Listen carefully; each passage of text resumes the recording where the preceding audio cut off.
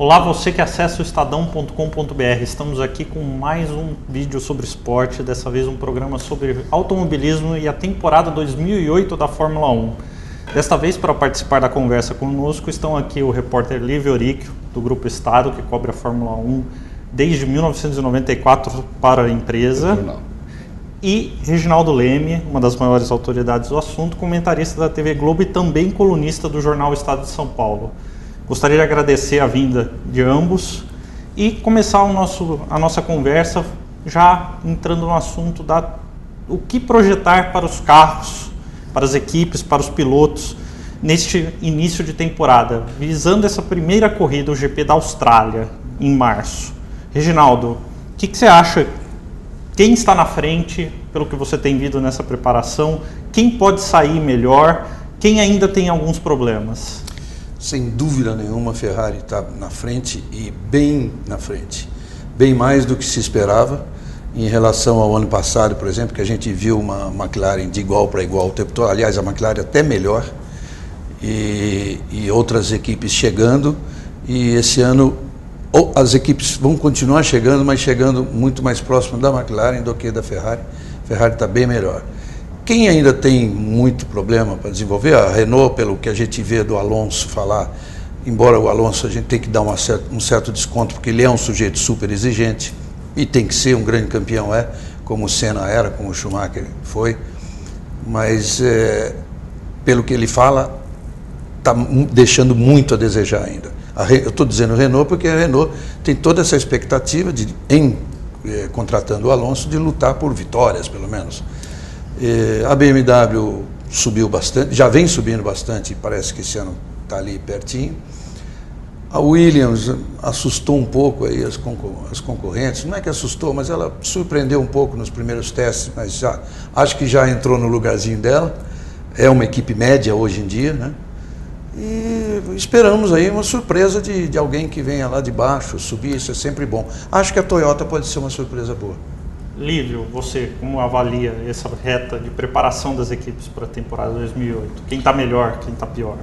Bom, a visão do Reginaldo é a visão dos pilotos que estão lá treinando, né?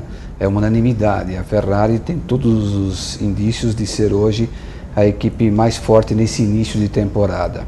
Aquela diferença muito próxima que havia entre Ferrari e McLaren ano passado, agora parece que não existe. Pelo menos no início do campeonato, os testes evidenciam uma certa superioridade da equipe Ferrari. Não muito, é verdade, mas ela existe, tá? E principalmente na primeira corrida do ano, que é a sua pergunta, na Austrália, que é uma pista tradicionalmente muito favorável para a Ferrari. Depois, lá na corrida da Malásia, talvez a gente perceba um panorama um pouco diferente do que a gente viu na primeira corrida do ano. Mas, de qualquer forma, a vantagem da Ferrari ela é significativa e não creio que de uma etapa para outra, como foi o caso do ano passado, a McLaren consiga tirá-la. Também pelo fato de o Alonso não estar mais lá. Embora Hamilton e Kovalainen sejam bons pilotos, mas o Alonso ditava os rumos da equipe McLaren.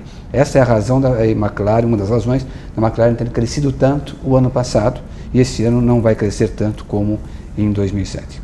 Essa avaliação que vocês fazem na projeção para a temporada, obviamente com base na observação e nas declarações dos pilotos nos últimos treinos que têm acontecido. E nestes treinos, o que vocês têm percebido que é uma evolução maior em relação a cada equipe para a temporada, comparando com o ano passado e com a principal novidade tecnológica, que é o fim do controle de tração? Lívio, como é que você vê isso? Bom, a gente observa que algumas equipes, curiosamente, a gente não viu nenhum grande salto para frente. Isso é muito curioso. A Ferrari talvez tenha compreendido melhor esse novo desafio de engenharia esse ano, do corte de alguns recursos eletrônicos, né? O que a gente viu foi ao contrário. A gente viu a BMW e nos testes que encerraram-se hoje, quinta-feira, em Jerez de la Frontera, os próprios pilotos da BMW destacaram isso. Eles quiseram arriscar. A BMW viu que para chegar perto de Ferrari e McLaren tinha que ousar no projeto. Podia dar certo, como podia não dar certo. Neste momento não está dando certo. A equipe não tem um carro até mesmo tão rápido quanto o do ano passado e tem problemas ainda de equilíbrio no carro. Isto é um retrato feito por Nick Heidfeld, piloto da equipe alemã. A gente observou também que uma coisa interessante é que a Red Bull é uma equipe que ela mudou muito pouco o carro dela, mas se você vê o número de voltas que os pilotos dela têm completado nos últimos testes, é muito significativo. Eles atacaram a maior dificuldade da equipe, que era a confiabilidade.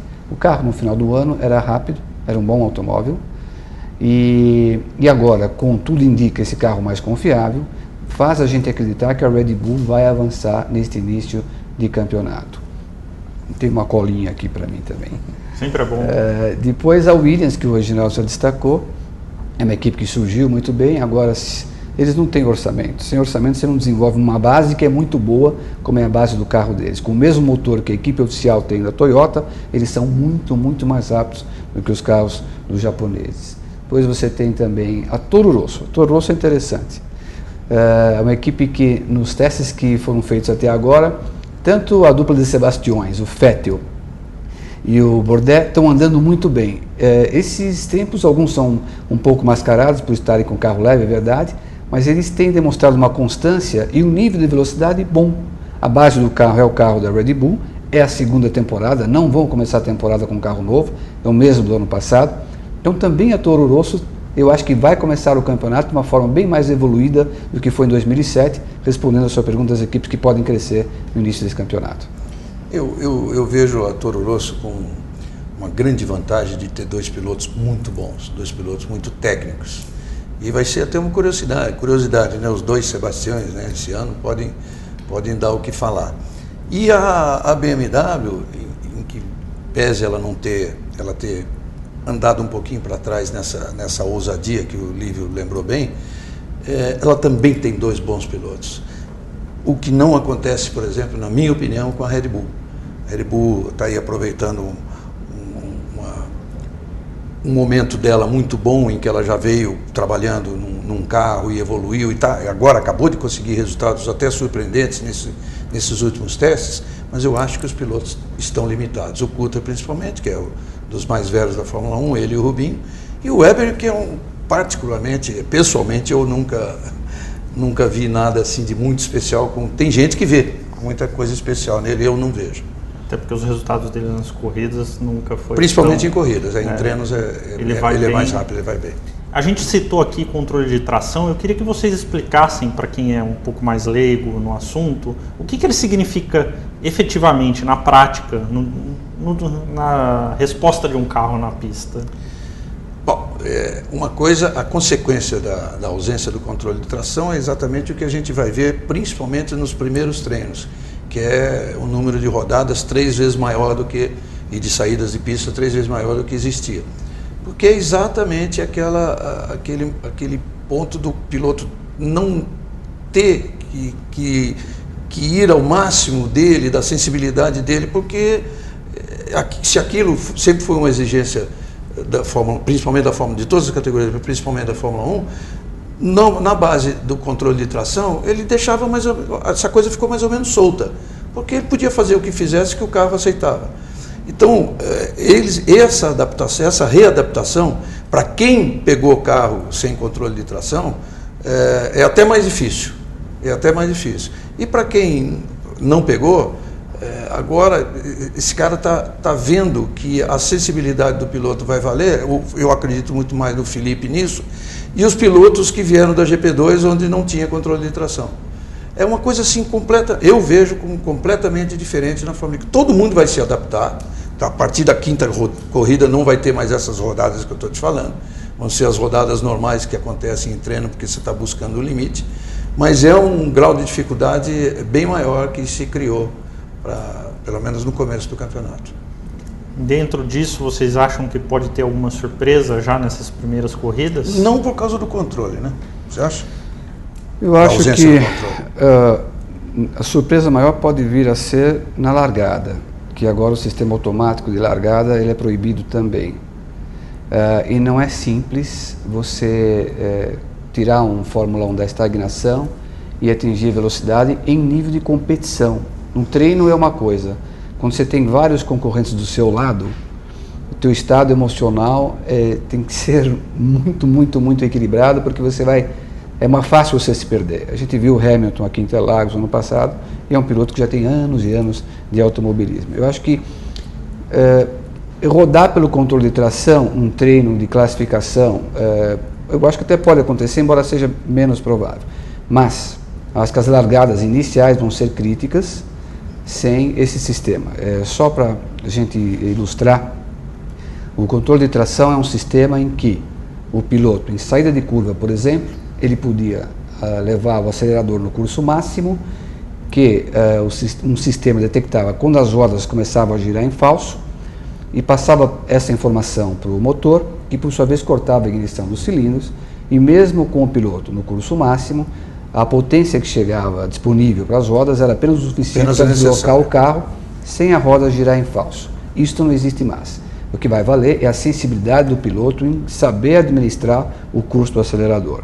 E em Fórmula 1, quando você tem aí 700 e poucos cavalos, transferir potência com um pneu tão duro em curvas de baixa velocidade, ainda por cima, onde a aerodinâmica conta pouco, é um desafio grande. E isso passa a ser responsabilidade principalmente do piloto. Mas como Reginaldo, eu penso que nas classificações de treino isso pode acontecer, mas sem ser tão decisivo. Na largada é até perigoso o que pode vir a acontecer esse ano. Eu digo classificação porque o cara está buscando o limite, né? Então, naturalmente, ele vai errar mais. Mas isso eu acho que dura. Esses caras são todos gênios. Todos, assim, em relação a seres normais, são todos absolutamente fora do padrão. Então, por incrível que pareça, em 3 corridas isso aí não vai existir mais. Eu dou um exemplo sempre, quando a gente fala assim, fulano corre em casa, aqui, o Barrichello em Interlagos. Interlagos já nem vale porque todo mundo conhece mesmo. Você cria uma pista nova que só tem um sujeito, uma pista da Polônia, por exemplo, se criar uma vez, só tem o Kubica, que é um polonês, esse cara é o favorito porque corre em casa. Não tem nada disso. Basta meia hora de treino, eles estão exatamente no mesmo nível. Isso aí é inexplicável até.